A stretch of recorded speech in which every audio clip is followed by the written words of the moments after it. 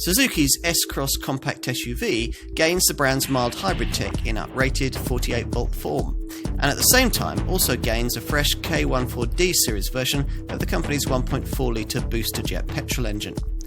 The electrification claims to deliver a 20% running cost improvement, but otherwise the S-Cross recipe is much as before. So there's plenty of space for a crossover of this size, lots of kit for the money, and, unusually in this class, the option of a proper lockable four-wheel drive system in the top version.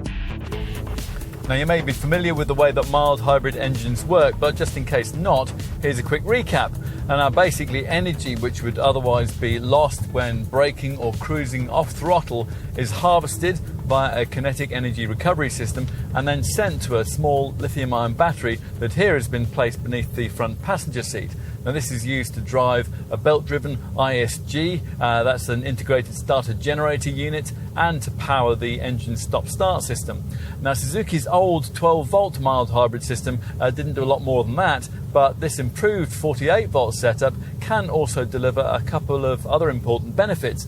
Now the first is something quite unusual amongst current mild hybrids, and that's the ability for this Suzuki to idle and even coast on full electric power, although only below 10 miles an hour.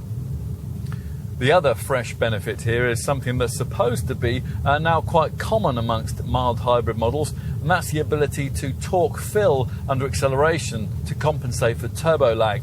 That's just as well because this S-Cross Hybrid's new K14D series 1.4-litre Boosterjet petrol engine has less power than the unit of the same size that it replaces, 127 bhp instead of 138, plus the car's electrified tech adds 65 kilos of extra weight in the case of the all-grip four-wheel drive version. But there's now more torque. It's up from 230 to 235 newton meters. The 62 miles an hour sprint takes 10.2 seconds en route to 118 miles an hour. There's no longer an automatic gearbox option, and that proper lockable all-grip four-wheel drive system is optional on the top-spec SZ5 variant. There are no visual changes with this S-Cross model switch to hybrid power. Up front, it's an inoffensive but not unpleasant piece of design, and the fixtures and fittings feel well screwed together from the Hungarian factory, although some of the materials are a bit scratchy. At the rear, the generous 2,600mm wheelbase length frees up plenty of interior room. Time to take a look in the boot. Now, it's about 20% bigger than the trunk you'll get in a smaller Super Mini-based crossover, a Mokka, an EcoSport and so on. Suzuki reckons that the 48-volt mild hybrid tech has delivered improvements in fuel economy and emissions of up to 20%, although because of the switch from NEDC to WLTP cycle ratings, it's difficult to verify that claim with any real accuracy.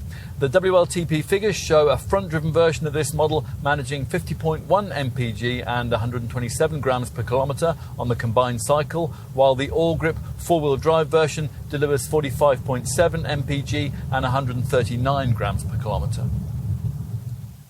The prominent hybrid badging here might lead you to expect more efficiency benefits than are actually delivered, but every little helps, and the 48-volt tech is certainly a step forward in the way it better assists with pulling power and allows for fully electrified progress below 10 miles an hour. Now, whether that will be enough to make customers interested in the S-Cross who weren't before is more debatable, but it gives this car an extra selling point, and that is never a bad thing.